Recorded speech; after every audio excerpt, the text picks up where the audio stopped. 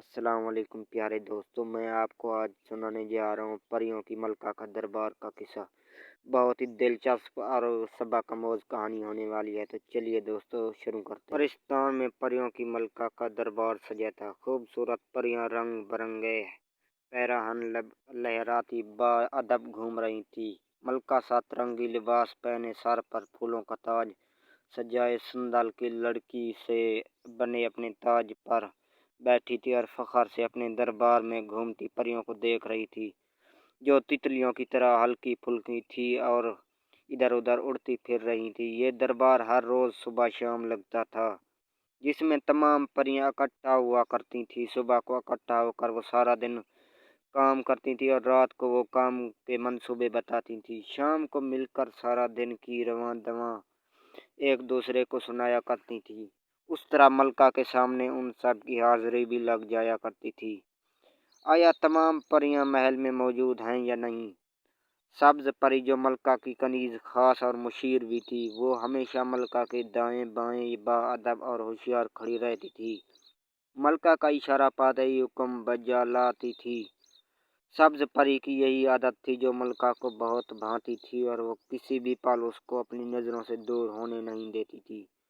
یوں تو سب پریوں کے پر سفید ہوتے تھے، براق کی طرح بالکل سفید، لیکن ملکہ کے پروں پر مور پنکھ کی طرح سنہری دائرے پڑے ہوتے تھے۔ یہ سنہری دائرے نسل در نسل چلتے تھے۔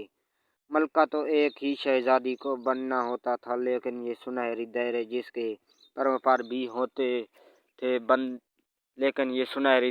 کے پروں پر بھی ہوتے تھے وہ اس بات کی علامت ہوتے تھے کہ اس پری کا تعلق بھی شاہی خاندان سے ہے۔ اسی طرح جس پری ذات کے پروں پر سنہری دائرے ہوں وہ بادشاہ بنتا تھا یا شاہی خاندان سے تعلق رکھتا تھا۔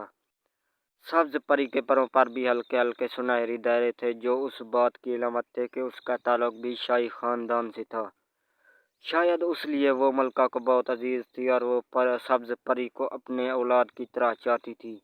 اب سوچنے کی بات تھی کہ اگر سبز پری کے پروں پر بھی سنہری نشان تھے تو اس کو ملکہ نے اپنے بر مقام کیوں نہ رکھ دیا؟ آخر اس میں بھی تو شاہی خون تھا، پھر اس کا درجہ کنیز کا کیوں تھا؟ اس کی سب سے بڑی وجہ شہزادی سفید پری کا حسد تھا، جو ملکہ کی بیٹی اور مستقبل کی ملکہ تھی۔ کیونکہ ملکہ کا کوئی بیٹا نہ تھا، ایک ہی بیٹا تھا جو کچھ سال پہلے لاپتہ ہو گیا تھا۔ سبز پری نہ صرف سفید پری سے زیادہ خوبصورت تھی، بلکہ وہ انتہائی ذہین اور سگھڑ بھی تھی۔ معاملہ فہم اور انتظامی صلاحیتوں سے مالا مال تھی، بے حد فرما بردار اور خوش مزاج بھی تھی، سب کی مدد کرتی تھی۔ غرض یہ کہ وہ ایسے لاجواب کردار کی مالک تھی کہ ہر ایک کو اپنا گرویدہ بنا لیتی تھی۔ سب لوگ اس کو اچھی پری کے نام سے بلاتے تھے، پھر بھی اس کا مقام ایک کنیز کا تھا۔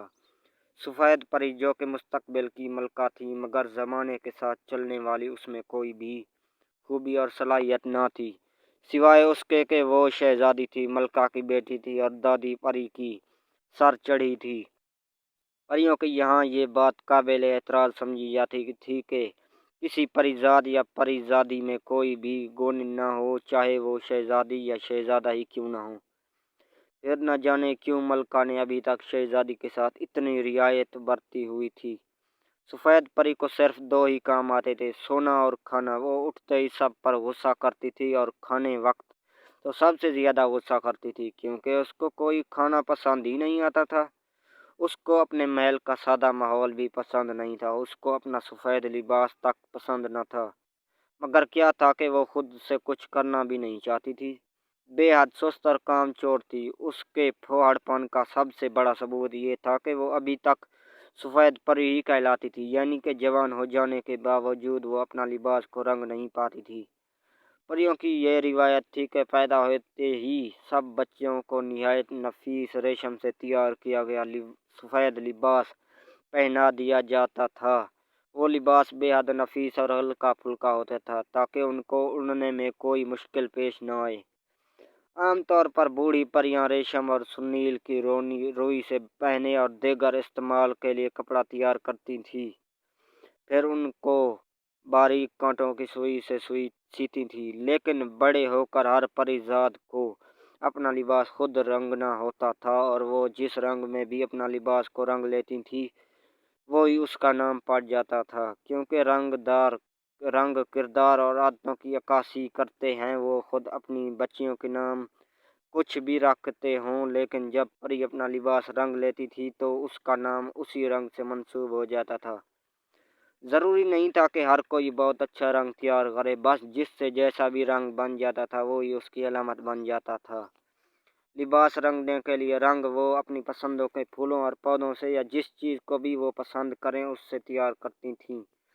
उससे उनको सुघड़पन का पता चलता था। ताकि मलका भी अपना लिबास खुद रंगती थी, लेकिन उसको ये एजाज़ हासिल हुआ था कि वो अपने लिबास में एक से ज़्यादा जितने चाहे रंग इस्तेमाल कर सकती थी। बुला शोभा उसमें मेहनत तो ज़्यादा लगती थी, लेकिन ये भी मलका की आम परियों से ज़्यादा सुघड़ होने की दलील थी।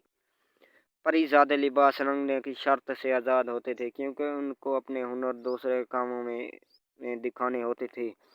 वो सफ़ेद लिबास ही पहनते थे, जो उनके मर्द होने की दलील भी था।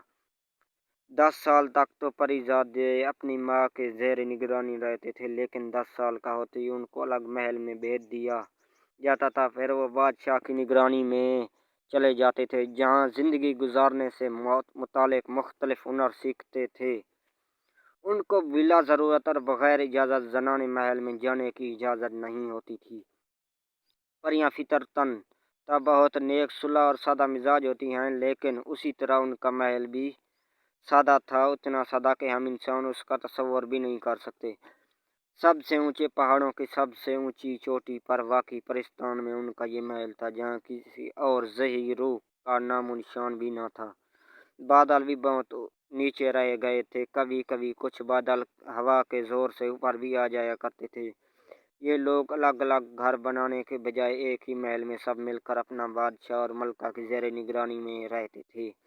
जनाना और मर्दाना महल अलग अलग थे। प्यारे दोस्तों, उम्मीद करता हूँ आपको आज की ये मेरी कहानी अच्छी लगी होगी। अगर अच्छी लगी है तो वीडियो को लाइक और चैनल को सब्सक्राइब कर दें। आप दोस्तों का बहुत शुक्रिया।